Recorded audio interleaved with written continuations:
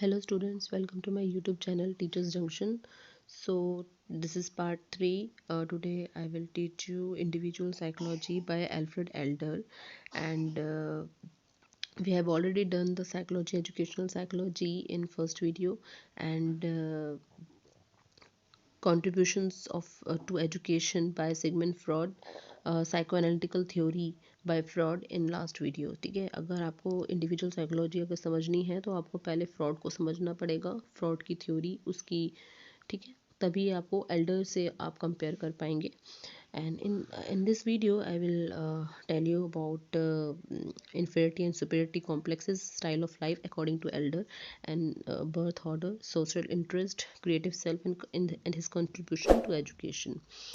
At the end we will solve MCQs related to this topic. Okay, so this video is useful for B.Ed M.Ed students and aspiring teachers who want to crack CTET or NET exams.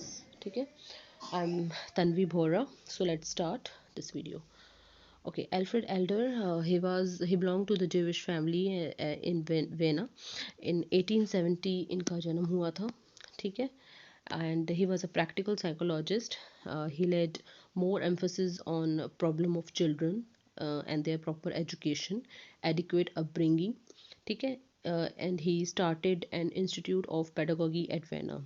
ठीक है, so he इनका childhood इतना unhealthy बीता था. ठीक है, he was the second sun in his family. इनका बचपन इतना अनहेल्दी बीता था कि उनको अपने भाइयों से ही इन्फीरियरिटी कॉम्प्लेक्सेस थे. ठीक है, सो बाद में चल के इन्होंने क्या किया, he directed all his energies to provide the guidance and counselling to parents and teachers to help them, to help children. ठीक है, providing better education and upbringing. ठीक है, ताकि वो अपने बच्चों की जो है अपब्रिंगिंग और उनको बेटर एजुकेशन दे सकें. तो उसने अपनी सारी की सारी एनर्जी जो इस चीज़ में लगा दी. उसने इंस्टीट्यूट खोला पेडागोगी का. ठीक है, at Vienna. And he opposed Freudian concepts.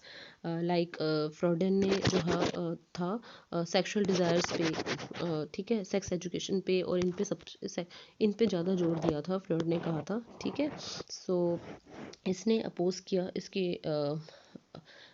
इसकी इस थ्योरीज को, इसकी आइडियोलॉजी को. और फ्रॉड ने अनकॉन्शियस के बारे में भी बोला था कि बट इसने जो अल्फ्रेड एल्डर थे इन्होंने एसर्ट किया दैट इंसान जो है अपने पूरे होश में जीता है, उसको अपनी स्ट्रेंथ एंड वीकनेसेस पता होती हैं. ठीक है, वो कोई अनकॉन्शियसनेस का उसका कठपुतली नहीं है. He is not the toy in the hands of unconscious. जबकि फ्रॉड कहते थे कि नहीं, इंसान जो भी बिहेव करता है वो कहीं ना कहीं उसके अनकॉन्शियस से आता है. उसका जो नेचुरल बिहेवियर है वो उसकी वजह से है, उसके अनकॉन्शियस की वजह से. ठीक है, बट फ्रॉड कहता है ऐसा कुछ नहीं है. We know our strength and weaknesses and we strive to achieve the goals with full awareness. ठीक है, so it's all about the Alfred Adler. So he got medical degree from Vienna at university at 1895, and joined the psychoanalytic group in 1902. Moved to the US in 1935 and died in 1935 while on a lecture tour in Scotland. ठीक है, so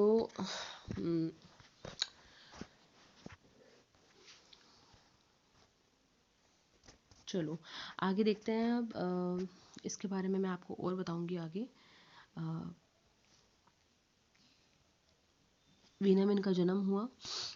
he was ophthalmologist. Later he join Freud school of psychoanalysis. ठीक है, इन्होंने बाद में fraud का school join कर लिया था. इन्होंने कहा एवरी इंडिविजुअल इज़ यूनिक. हर इंसान जो है यूनिक है, इसलिए इसकी साइकोलॉजी का नाम इंडिविजुअल साइकोलॉजी है, क्योंकि इसने सारा इंडिविजुअल पे फोकस किया है. He said that every person is unique and according to him for the satisfaction of power motive one follows one path in one's own way. ठीक है, अपने तरीके से वो पाथ फॉलो करता है एंड दस develops a unique style of living. और उसके अकॉर्डिंग अपना जो लाइफ स्टाइल है वो डेवलप करता है.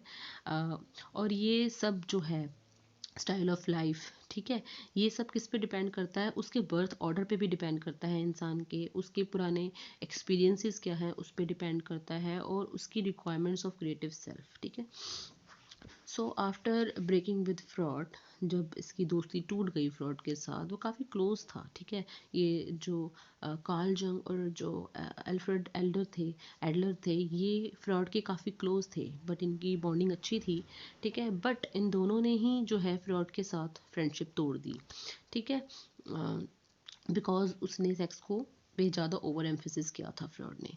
So after breaking from Freud he enjoyed considerable success and celebrity in building an independent school of psychotherapy and a unique personality theory, ठीक है। So he laid more emphasis on problem of children, their proper education and adequate upbringing, also started the Institute of Pedagogy at Vienna, ठीक है। ये मैंने आपको बता दिया अभी कि इसने सारी की सारी एनर्जीज जो है अपनी गाइडेंस एंड काउंसलिंग पे लगा दी, पेरेंट्स को समझाने में कि बच्चे के जो शुरू के जो 4-5 साल होते हैं बहुत ही इंपॉर्टेंट होते हैं, बच्चे की अपब्रिंगिंग जो है इस तरह से होनी चाहिए, ठीक है, कि हम उसको बेटर एजुकेशन हर तरह से जो है उसकी जो ओवरऑल पर्सनालिटी है उसको डेवलप करने में हम हेल्प करें, ठीक है। So next is style of life और लाइफ स्टाइल, इसके बारे में इसने क्या कहा है मैं आपको बताती हूँ। सो अकॉर्डिंग टू हिम 4 तरह के लाइफ स्टाइल्स इसने बताए हैं फॉर डेवलपमेंट ऑफ पर्सनैलिटी, और इसको एल्डर साइकोलॉजिकल टाइप्स भी बोलते हैं, ठीक है। So according to Adler all humans have some goal, ठीक है, that is gaining superiority over others, ठीक है। हम सब चाहते हैं सुपेरिटी गेन करना दूसरों से, बट हम डिफरेंट डिफरेंट वेज जो हैं अडॉप्ट करते हैं एंड मीन्स टू फुलफिल और पावर मोटिव्स, ठीक है, and strive for superiority and reach goal of perfection, और उस परफेक्शन की तरफ हम बढ़ते हैं, ठीक है, सुपेरिटी हम गेन करते हैं। So the manner they strive and the ways and means they adopt collectively constitute the style of life, ठीक है। सो मैं एक बार फिर रिपीट कर देती हूँ कि according to Adler all the humans have same goal, that is gaining superiority over others, but may adopt different ways and means to fulfill their power motive, strive for superiority and reach goal of perfection. The manner they strive and the ways and means they adopt collectively constitute style of life. So according to him 4 types of lifestyles इसने बताए हैं, psychological types, मैं colour change कर लेती हूँ, green, okay. So all humans have unique lifestyles, ठीक है, that include the patterns of their thinking, feelings, emotion and behaviour. So 4 तरह के लोग होते हैं, कोई कुछ रूलिंग टाइप होते हैं, कुछ जो होते हैं गेटिंग टाइप होते हैं, गो गेटिंग टाइप होते हैं, लर्निंग टाइप होते हैं, और कुछ अवॉइडिंग टाइप होते हैं, और कुछ सोशली यूजफुल टाइप होते हैं। 4 टाइप के लोग हैं। रूलिंग टाइप वो होते हैं जो कि क्या कहते हैं, जो डोमिनेट करते हैं, ठीक है, जो कि डोमिनेट करते हैं, जैसे कि इनमें काफ़ी ज़्यादा हाई एनर्जी होती है, ये काफ़ी अग्रेसिव होते हैं, बुलिंग होते हैं, एंड डोमिनेट करते हैं दूसरों पे, and they always want to gain superiority, ठीक है। और ऐसा नहीं है रूलिंग हमेशा नेगेटिव ही होगा, ये अच्छे भी होते हैं, सारे बुरे नहीं होते, ठीक है, बस ये डोमिनेटिंग होते हैं, अग्रेसिव होते हैं, and they want to gain superiority, okay. So next is go getting type, जो कि आपको हम learning type भी बोलते हैं, गो गेटिंग टाइप।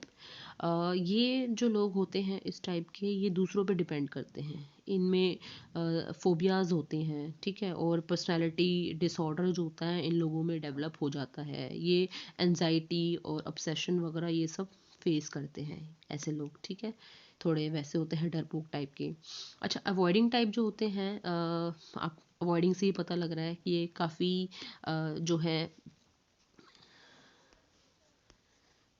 ये लोग काफ़ी इजी गोइंग होते हैं, ठीक है, इंट्रोवर्ट होते हैं, एंड इनमें काफ़ी लो एनर्जी होती है,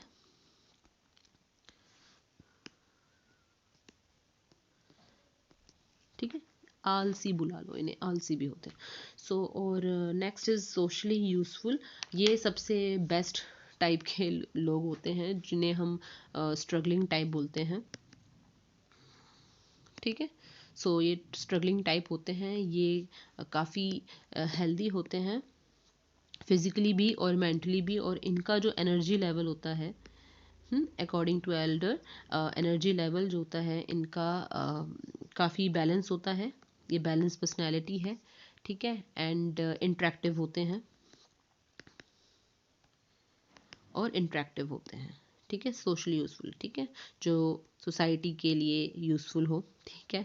तो इनकी जो एनर्जी होती है वो काफ़ी बैलेंस होती हैं, इनमें जो इद, ईगो और सुपर ईगो, ठीक है, तो इनका जो ईगो होता है वो काफ़ी बैलेंस होता है, ठीक है। ओके, सो नेक्स्ट इज अब difference between inferiority and superiority complexes. So inferiority में सबसे इंपॉर्टेंट चीज़ है ओवर कंपेंसेशन, ठीक है। So it can lead to the development of an inferiority complex. This is a lack of self esteem. क्या होता है inferiority complex? Is a lack of self esteem where the person is unable to rectify his feelings of inferiority, ठीक है। और इसमें इंसान हमेशा वहाँ जाने की कोशिश करता है जहाँ पे वो एक्सेल कर सके, ठीक है। सो एंड ऐसी ड्राइव इसमें क्यों होती है? Due to their overwhelming feelings of inferiority की वजह से। सो इन्फीरियरिटी बेसिकली है क्या? It is a lack of self esteem, doubt and uncertainty about oneself. खुद के बारे में ही इंसान को डाउट होता है कि वो कर पाएगा नहीं कर पाएगा, ठीक है। उसमें काफ़ी लो सेल्फ स्टीम होता है, कॉन्फिडेंस लेवल भी कम होता है, ठीक है। And it starts, the inferiority complex starts developing at very young age, ठीक है। और कौन रिस्पॉन्सिबल है भाई इन सब चीज़ों के लिए? इन्फीरियरिटी कॉम्प्लेक्स बच्चे में क्यों आ जाता है? सुपीरियरिटी कॉम्प्लेक्सेस भी आते हैं, बट इन्फीरियरिटी कॉम्प्लेक्स की बात करो तो ये क्यों आ जाते हैं बच्चे में? यंग एज में ही क्यों पनप जाते हैं? Why? Because who is responsible? Family responsible है, उसका घर के एनवायरनमेंट रिस्पॉन्सिबल है। कुछ बच्चों को इतना ज़्यादा पैम्पर किया जाता है और कुछ बच्चों को इतना अब्यूज़ किया जाता है, एंड सो बच्चा जो होता है, child experience the weaknesses and helplessness, dependence, वो डिपेंड हो जाता है दूसरों पे, इतना पैम्पर करते हैं उससे कि वो डिपेंड ही हो जाता है, वो वीक बनता है, हेल्पलेस हो जाता है, और इतना अब्यूज़ करते हैं, ठीक है। सो जिसमें जितना ज़्यादा इन्फीरियरिटी कॉम्प्लेक्स होगा वो उतना ही बड़ा गोल जो है वो सेट करता है अकॉर्डिंग टू हिज थ्योरी, ठीक है। कुछ लोग कहते हैं कि मुझे आईएएस बनना है, ठीक है। वैसे बचपन उसका जो है वो इतना अच्छा नहीं निकला है, बट वो गोल बहुत ऊंचा कर लेते हैं कि मुझे तो आईएएस बनना है, आईएएस से भी बड़ा बनना है। तो क्यों? क्योंकि उनके अंदर कहीं ना कहीं इन्फीरियरिटी कॉम्प्लेक्स है, तो वो जो है उसको ढकने के लिए, उसको पूरा करने के लिए वो अपना गोल जो है बहुत बड़ा सेट करता है, ठीक है। So we all are born with sense of inferiority. हम सब में ही इन्फीरियरिटी होती है, कोई कोई कुछ फिक्स लोग, कोई पर्टिकुलर लोगों में नहीं होती है, हम सब में इन्फीरियरिटी होती है, but some people mired in it, ठीक है। if we fail to compensate or inferiority then we develop with the inferiority complex, okay। so दो तरह के components हैं इसमें, ठीक है। दो तरह की इन्फीरियरिटी है, एक तो प्राइमरी एंड सेकेंडरी।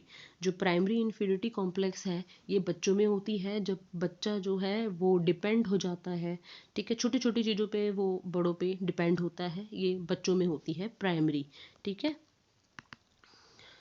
जब बच्चा छोटी छोटी चीज़ों पे डिपेंड होता है दूसरों पे, ठीक है, एंड वो उसको बहुत ज़्यादा पैम्पर किया जाता है, ये अब्यूज़ किया जाता है, ठीक है, तो वो हेल्पलेस फील करता है, कम वीक महसूस करता है, और उसमें धीरे धीरे आगे चल के इन्फीरियरिटी कॉम्प्लेक्स जो है डेवलप हो जाता है। सेकेंडरी इन्फीरियरिटी कॉम्प्लेक्स है ये एडल्ट्स में। एडल्ट्स में इसमें क्या होता है? It relates to the adults feelings, that is it is impossible to be successful, I can't do, ठीक है। उसमें ये बड़े लोगों में होता है कि वो आगे जाके सोचते हैं कि भाई हम नहीं कर सकते हैं और ये हमसे नहीं होगा, ठीक है, आई कांट डू। सो ये इन्फीरियरिटी कॉम्प्लेक्स था। इसका अपोजिट है सुपीरियरिटी कॉम्प्लेक्स, जब किसी में ओवर कॉन्फिडेंस हो, ठीक है। So it occurs when a person has a need to prove that he is more superior than he truly is, कि वो ज़्यादा ही सुपीरियर है दूसरों से, उसमें उतना ओवर कॉन्फिडेंस होता है, ठीक है। So he Adler he provides an example of child with superiority complex who is, जो कि इम्पोर्टेंट होता है, एरोगेंट होता है, एंड पग्नेशियस होता है, ठीक है। So Adler claims that superiority complexes are born out of inferiority complex, और ओवर कॉन्फिडेंस जो सुपेरिटी कॉम्प्लेक्सेस हैं वो आपके कहीं ना कहीं इन्फीरियरिटी कॉम्प्लेक्सेस से ही आते हैं, ठीक है। सो दे आर इम्पॉर्टेंट है, so they are one of the ways which a person with an inferiority complex may use a method of escape from his difficulties, ठीक है। सो ये सुपेरिटी कॉम्प्लेक्स के बारे में था। अब एल्डेरियन साइकोथेरेपी मैं आपको बता देती हूँ, छोटी सी है। इसमें इसने इस प्रोसेस में 3 सब गोल्स होते हैं, ठीक है, छोटे छोटे 3 या 4। इसमें क्या होता है, ये एल्डेरियन एल्डर ने दी थी साइकोथेरेपी, ठीक है। इसने बताया था to remove inferiority complexes.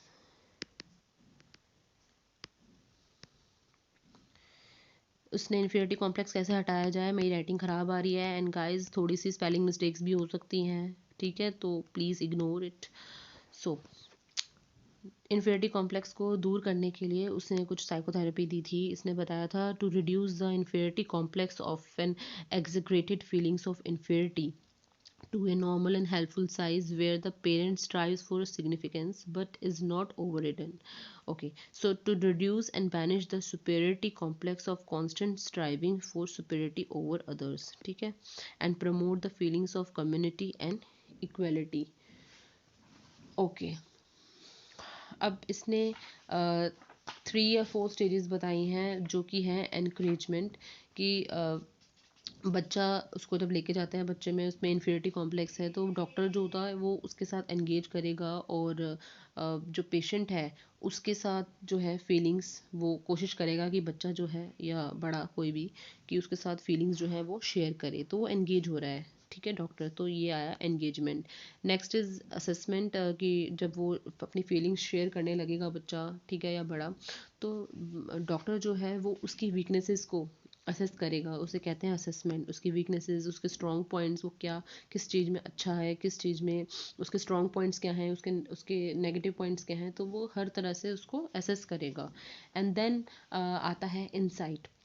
Insight होता है and then doctor he tries to plan the ideas and tries to give new way. और जब वो सब समझ लेता है कि उसकी प्रॉब्लम, उसको जब असेस कर लेता है, ठीक है, तो वो इंसाइट उसके अंदर जो है वो नई आइडियाज़ जो है प्लांट करने की कोशिश करता है और उसको एक नई डायरेक्शन देने की कोशिश करता है, ठीक है, कि तुम में ये अच्छा स्ट्रॉन्ग पॉइंट है तो तुम इसको फोकस करो, ठीक है, इस पे फोकस करो, ठीक है।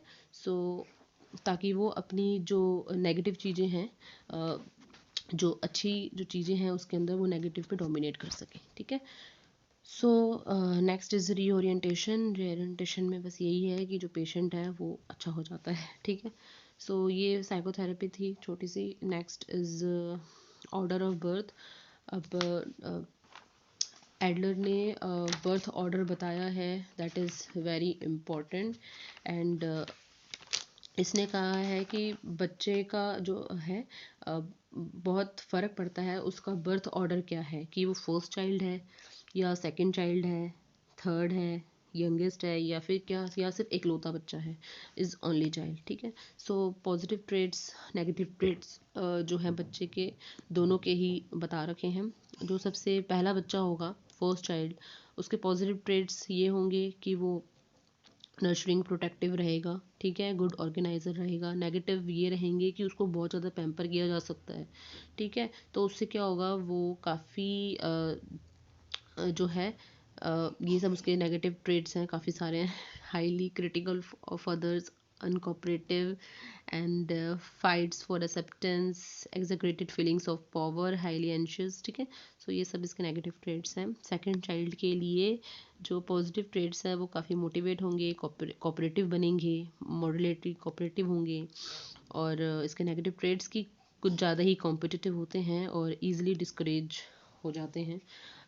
Youngest child they are realistically ambitious and ठीक है, ये इनसे एक्सपीरियंस भी तो ले लेते हैं, ठीक है। So youngest one they are pampered style of life होता है इनका, सबसे छोटे होते हैं, ठीक है, इसलिए। एंड ये दूसरे पे डिपेंड करते हैं, they wants to excel in everything and unrealistically ambitious, ठीक है। सो ओनली चाइल्ड, जो एक इकलौता बच्चा होगा वो सोशली मैच्योर होगा, पॉजिटिव ट्रेड्स उसके ये हैं, बट नेगेटिव ट्रेड्स ये देखे जा सकते हैं कि उसमें सुपेरिटी की जो फीलिंग्स है वो काफ़ी ज़्यादा हों, और low feelings of cooperation, inflated sense of self and pampered style of life, ये सब थे इसके ठीक है ऑर्डर ऑफ बर्थ। और लोनली चाइल्ड जो होता है, ओनली चाइल्ड जो होता है, इसको हम नेग्लेक्टेड चाइल्ड भी बोल सकते हैं कभी कभार, ठीक है कि चलो। So next is fictional finalism. Fictional finalism क्या होता है? Fictional finalism is a psychological theory proposed by Alfred Adler, which states that people's behavior are more motivated by future ideas and ambitions than past experiences. Very important, ठीक है। सो ये यहाँ पे कहना चाह रहा है कि हमारा जो लाइफ स्टाइल है इंसान का, वो डिपेंड करता है द मैकेनिज्म ऑफ फिक्शनल फाइनलिज्म, ठीक है। जिसका मतलब ये है कि जो इंसान है, the person leave by many, काफ़ी सारे उसके फिक्शनल आइडियाज़ के साथ वो जीता है, ठीक है, लाइफ में, एंड जो कि रियलिटी से बहुत दूर होते हैं, ठीक है। फॉर एग्ज़ाम्पल जैसे कि ठीक है, वी कैन गिव एग्जांपल्स जैसे कि स्टार्स और lines on your palm decide of future और डेस्टिनी, ठीक है। सो और women's are made to govern और रूल्ड बाय मैन। सो ये सारे के सारे जो हैं क्या है, इसके फिक्शनल फाइनलिज्म के एग्जांपल्स हैं, ठीक है। The belief in such fictional ideas is sure to affect the philosophy and style of one's life. So यहाँ पे जो बिलीफ है काफ़ी बड़ा रोल जो है प्ले करता है हमारी लाइफस्टाइल में, ठीक है। स्ट्राइविंग फॉर सुपेरिटी, इसके अंदर people they try to overcome feelings of inferiority by being a better person, okay, and they urge towards perfection की ओर जाते हैं, and universal drive for the both in normal and neurotic person, ठीक है। ये universal drive है, दोनों ही superiority gain attain करना चाहते हैं, ठीक है। सो इंसान जो है, जो आज है और जो कल जो वो होने वाला है, कल ये आज से बेटर बनने की कोशिश करता है, ठीक है। सो यही है स्ट्राइविंग फॉर सुपेरिटी, ठीक है, कि वो और बेटर बने और बेटर करे, ठीक है, और बेहतर बने आज से। सो यही है striving for superiority. Next is social interest. Social interest is an इनेट need of all the human to live in harmony, peace and friendship with others, okay। So ये every individual has a degree of potential for social interest, if the potential is realized the person will be successful। इसमें ये कहना चाह रहा है कि man जो है he is a social animal and his lifestyle is also determined through various social interest he shows in maintaining social relations, extending cooperation, sympathy and kindness। So social interest guides our behavior throughout life, ठीक है। he considers social interest as a barometer of psychological health। जितना अच्छा social environment होगा बंदे का, उतनी ही अच्छी उसकी मेंटल हेल्थ रहेगी, ठीक है। सो एल्डर ने यहाँ पे ये बताना चाहे। Next is creative self. Creative self में ये है कि we are born with different levels. हमारे अंदर जो क्रिएटिव सेंस होती है, क्रिएटिव पावर होती है, वो हर किसी में डिफरेंट डिफरेंट होती है, ठीक है। We are all born with different levels and qualities of creative power, ठीक है, यहाँ पे ये कहना चाह रहा है। एंड क्रिएटिव पावर जो है इंसान को इंडिपेंडेंट और कंप्लीट बनाता है। Creative self grows and develop in individual due to hereditary and environment experiences की वजह से भी, ठीक है, इसमें क्रिएटिव सेल्फ ग्रो करता है, डेवलप करता है, and he tries to solve problems and act accordingly. So यहाँ पे एल्डर ने ये बताया है कि इसमें जो क्रिएटिव सेंस है वो डेवलप करता है एनवायरनमेंट के साथ साथ उसकी, और हेरिडेटरी भी होता है, ठीक है। सो fraud, humans are not free to choose one's destiny, rather than all human behavior is determined, whereas elder thinks कि, ठीक है, एल्डर फ्रॉड जो कहता है वो ये कहता है कि हम जो अपने डेस्टिनी जो है हम चूज़ नहीं करते हैं, वो सब हमारे अंदर पहले से ही होता है, ठीक है, क्योंकि हमारा सबकॉन्शियस जो हमारा अनकॉन्शियस माइंड है उसके अंदर हमारा बिहेवियर तक पता होता है, सेटल डाउन होता है, ठीक है। लेकिन एडलर जो होते हैं वो ये कहते हैं कि ऐसा कुछ नहीं है, humans they are free to choose their destiny. वो कॉन्शियसली सोचते हैं, कॉन्शियस होते हैं, उन्हें पता होता है अपने बारे में, वो अवेयर होते हैं कि हमें क्या करना है आगे। सो ऐसा कुछ नहीं है। सो उन्होंने फ्रॉड को यहाँ पे अपोज किया, ठीक है। So it was all about creative self. Next is contribution to education, very important. Last Adler का ये देख लेते हैं, फिर वीडियो ख़त्म। So contribution to education, Adler ने ये कहा कि इसमें एडलर ने काफ़ी ज़्यादा जो बच्चों की प्रॉब्लम्स है और बच्चों की एजुकेशन और उनकी अपब्रिंगिंग उस पर ज़्यादा एम्फेसिस किया है, ठीक है। सो एडलर सिस्टम ने फ्रॉडियन को भी अपोज किया था, उसके अनकॉन्शियस जो आइडिया थे उस पर अपोज किया था, और उसने कहा था कि इंसान जो होता है पूरी ज़िंदगी जो है और जो है जीता है और बिहेव करता है थ्रू हिज कॉन्शियस, और he is not a toy in the hands of unconscious, so he is always conscious of his strength and weaknesses and strive to achieve his goals with full awareness, ठीक है। he gave the importance to child centered education। Education में क्या role रहा है इसका कि इसने child centred education पे जो है स्ट्रेस दिया है, ठीक है, और इंडिविजुअलाइज्ड इंस्ट्रक्शंस पे, ठीक है। सो ये एल्डर के काफ़ी डायरेक्ट आउटकम्स थे, ये दो आप याद रख लेना, ठीक है।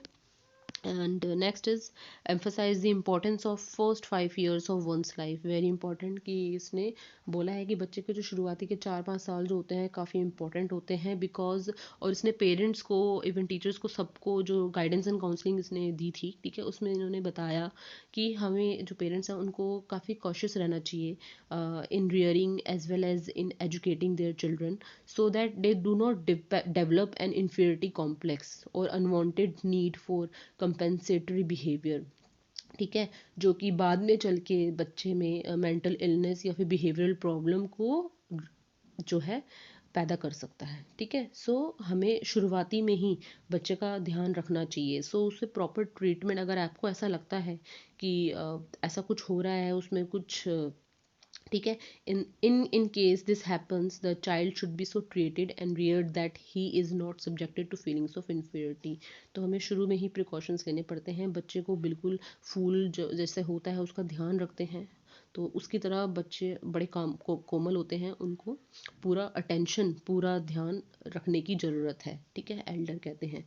सो अच्छा, बच्चे को इतना ज़्यादा, एडलर ने ये बोला है कि हमें प्रिवेंशन लेना चाहिए, और अगर ऐसा हमें कुछ उसका एबनॉर्मल बिहेवियर दिखता है तो उसको डायग्नोस करो और टाइमली ट्रीटमेंट उस बच्चे का होना चाहिए, ठीक है, ताकि आगे चल के वो एक मेंटल इलनेस या फिर बिहेवियरल प्रॉब्लम ज़्यादा बड़ी ना हो जाए, ठीक है। सो और एडलर ने ये भी कहा है कि बच्चे को ज़रूरत से ज़्यादा पैम्पर नहीं करना है, ठीक है, और let him do their work, वो अपने पैरों पे जो है खुद खड़े हों, एंड दे वो सीखें कि how they and to strive for superiority by using his own strength, वो अपनी पूरी ताकत लगाएं, उनको खुद से जो है उनको चीज़ें करने दें, ठीक है, मौका दें उन्हें, ठीक है। सो उनको स्पून फीडिंग ना करें, ठीक है। ओके, सो बच्चों को इस तरह से हमें रखना है, इस तरह से हमें इस तरह से बच्चे को जो है हमें नहीं रखना है कि उनको हम नेग्लेक्टेड या अनवांटेड या इंसल्ट उनकी हो ऐसा कुछ फील कराएं, ठीक है। So no child should be brought up in such a way that he feels neglected, unwanted और इंसल्टेड। सो जैसे पुटिंग ब्लेम, स्कोल्डिंग, बहुत ही ज़्यादा पीटना, ठीक है, मारना, ये सब तो करना ही नहीं है, ठीक है। सो